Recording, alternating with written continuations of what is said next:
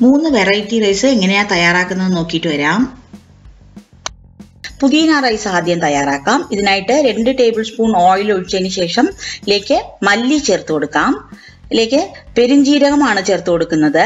ഇനി ഇതിലേക്ക് ഒരു 5-6 വെളുത്തുള്ളി അരിഞ്ഞതും കൂടി ചേർത്ത് കൊടുക്കാം. ഇതെല്ലാം കൂടി ഒന്ന് മൂത്ത് വരുമ്പോൾ നമുക്ക് അരിഞ്ഞ് റെഡിയാക്കി വെച്ചിരിക്കുന്ന ഒരു കുഞ്ഞു സവാള ഇതേപോലെ ചേർത്ത് കൊടുക്കാം. എല്ലാം കൂടി മിക്സ് ആക്കി കൊടുക്കുക. ഇതിലേക്ക് നമുക്ക് ഒരു 5 ചുമന്ന മുളക് ചേർത്ത് കൊടുക്കാം. ഇതെല്ലാം കൂടി ഒന്ന് നന്നായിട്ട് വഴന്ന് വരുമ്പോൾ നമുക്ക് ഇതിലേക്ക് അരിഞ്ഞ് റെഡിയാക്കി വെച്ചിരിക്കുന്ന ഒരു കുഞ്ഞു തക്കാളി ഇതേപോലെ കഷ്ണങ്ങളാക്കി ഇതിലേക്ക് ചേർത്ത് കൊടുക്കാം. എല്ലാം കൂടി ഒന്ന് നന്നായിട്ടൊന്ന് വഴറ്റിയെടുക്കാം. ഇതെല്ലാം ഒന്ന് വഴന്ന് വരുമ്പോൾ നമുക്ക് ഫ്രഷ് ആയിട്ട് കഴുകി റെഡിയാക്കി വെച്ചിരിക്കുന്ന പുതിന ഇലയും കൂടി ചേർത്ത് കൊടുക്കാം. എല്ലാം കൂടി ഒന്ന് മിക്സ് ആയി വരട്ടെ. ഇനി നമുക്കൊന്ന് മിക്സിയിൽ നന്നായിട്ടൊന്ന് അരച്ചെടുക്കാനുണ്ട്. അതിന് മുന്നേ ഇതിലേക്ക് നമുക്ക് കുറച്ച് കാഷ്യൂ 1 ടേബിൾ സ്പൂൺ നെയ്യിൽ നന്നായിട്ടൊന്ന് വറുത്തെടുക്കാം. ഒരുപാട് ചുമക്കരുത്, ജസ്റ്റ് ഒന്ന് വഴന്ന് വരുമ്പോൾ ഇതിലേക്ക് നമുക്ക് റെഡിയാക്കി വെച്ചിരിക്കുന്ന പുതിന പേസ്റ്റ് ചേർത്ത് കൊടുക്കാം.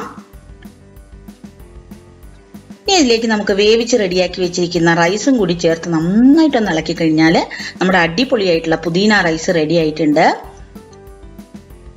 ഇനി നമുക്ക് ലെമൺ റൈസ് എങ്ങനെയാണ് തയ്യാറാക്കുന്നത് നോക്കാം. ഇതിനായിട്ട് ഞാനിവിടെ 1 ഗ്ലാസ് ബിരിയാണി അരിയാണ് എടുത്തിരിക്കുന്നത്. നിങ്ങൾക്ക് വേണമെങ്കിൽ പച്ചരിയിലും ഉണ്ടാക്കാൻ പറ്റും. ഇതിനെ നന്നായിട്ട് കഴുകി വൃത്തിയാക്കിയതിന് ശേഷം ഒരു കുക്കറിലേക്ക് ചേർത്ത് കൊടുക്കുക. ഇതിലേക്ക് നമുക്ക് ആവശ്യത്തിനുള്ള ഉപ്പും മഞ്ഞൾപ്പൊടിയും ചേർത്ത് കൊടുക്കാം. 1 ഗ്ലാസ് അരിക്ക് 1.5 ഗ്ലാസ് വെള്ളം എന്ന രീതിയിലാണ് ഞാൻ വെള്ളം എടുത്തിരിക്കുന്നത്. ഇതിനെ നമുക്ക് 2 വിസിൽ വരുന്നത് വരെ ലോ മീഡിയം ഫ്ലെയിമിൽ നന്നായി ഒന്ന് വേവിച്ചെടുക്കാം. ഇനി ഇതിലേക്ക് കടുക് വറുക്കാനുള്ള സാധനങ്ങൾ എന്തൊക്കെയാണെന്ന് നോക്കാം. ഞാനായിട്ട് കുറച്ച് നിലക്കടല എടുത്ത് വെച്ചിട്ടുണ്ട്, കാഷ്യൂസ് എടുത്ത് വെച്ചിട്ടുണ്ട്, 4 പച്ചമുളക്, 2 ചുമന്ന മുളക്, കുറച്ച് കറിവേപ്പില എടുത്ത് വെച്ചിട്ടുണ്ട്. ഇനി നമുക്ക് ഒരു ഫ്ലേവർ കിട്ടാൻ വേണ്ടി കുറച്ച് കായപ്പൊടിയും കൂടി നമുക്ക് ചേർത്ത് കൊടുക്കാം. വേവിച്ച് റെഡിയാക്കി വെച്ചിരിക്കുന്ന ലെമൺ റൈസിലേക്ക് നമുക്ക് വലിയൊരു ലെമണിന്റെ ജ്യൂസാണ് ഞാൻ ഇന്ന് ചേർത്ത് കൊടുക്കുന്നത്. ഈ ലെമൺ ജ്യൂസും കൂടി പിഴിഞ്ഞതിന് ശേഷം ഇതിനെ നന്നായിട്ടൊന്ന് മിക്സ് ആക്കി എടുക്കാം. നമുക്ക്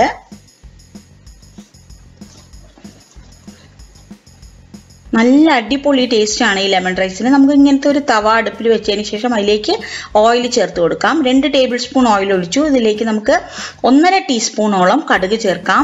കുറച്ച് ഉഴുന്ന് പരിപ്പും കൂടി ചേർത്തതിന് ശേഷം നന്നായിട്ടൊന്ന് പൊട്ടി വരട്ടെ. ഇതിലേക്ക് നമുക്ക് കുറച്ച് ക്രഷ്ഡ് ജിഞ്ചർ ആണ് ചേർത്ത് കൊടുക്കുന്നത്. നല്ലൊരു ഫ്ലേവർ ആയിരിക്കും ഇതും കൂടി ചേർക്കുമ്പോൾ. ഇതെല്ലാം കൂടി ചുമന്ന് വന്നതിന് ശേഷം നമുക്ക് ഇതിലേക്ക് ആവശ്യത്തിനുള്ള കാഷ്യൂവും പിന്നെ നമ്മൾ റെഡിയാക്കി വെച്ചിരിക്കുന്ന പീനട്ടും കൂടി ഒന്ന് ചേർത്ത് കൊടുക്കാം. ഇതെല്ലാം കൂടി ചേർത്തതിന് ശേഷം ചുമന്ന മുളകും പച്ചമുളകും കൂടി ചേർക്കുക.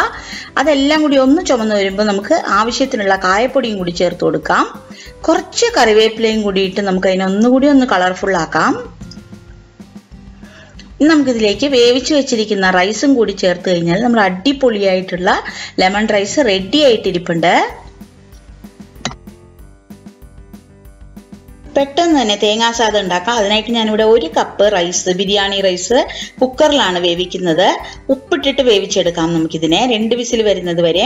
ഇനി ഇതിലേക്ക് കടുക് വറുക്കാൻ ആവശ്യമായ സാധനങ്ങൾ: കടുക്, ഉഴുന്നുപരിപ്പ്, ഒരു 5 ചുമന്ന മുളക്, കുറച്ച് കാഷ്യൂസ്, 1 കപ്പ് തേങ്ങ, നല്ല ഫ്രഷ് ആയിട്ടുള്ള കറിവേപ്പില, ഇത്രയും സാധനങ്ങളാണ് എടുത്തു വെച്ചിരിക്കുന്നത്. നമുക്ക് ഇങ്ങനത്തെ ഒരു പാൻ അടുപ്പിൽ വെച്ചതിന് ശേഷം അതിലേക്ക് 1 ടേബിൾ സ്പൂൺ നെയ്യ് ഒഴിച്ചിട്ട് ആദ്യം തന്നെ കാഷ്യൂസ് നന്നായിട്ടൊന്ന് വറുത്തെടുക്കാം. നന്നായിട്ടൊന്ന് വറുത്തെടുത്തതിന് ശേഷം നമുക്ക് ഒരു പ്ലേറ്റിലേക്ക് അതിനെ മാറ്റാം. അതേ പാനിലേക്ക് നമുക്ക് വീണ്ടും 1 ടേബിൾ സ്പൂൺ നെയ്യ് ഒഴിച്ച് കടുക്, ഉഴുന്നുപരിപ്പും പിന്നെ ഒരു 5 ചുമന്ന മുളകും കൂടി ചേർത്ത് കൊടുക്കാം.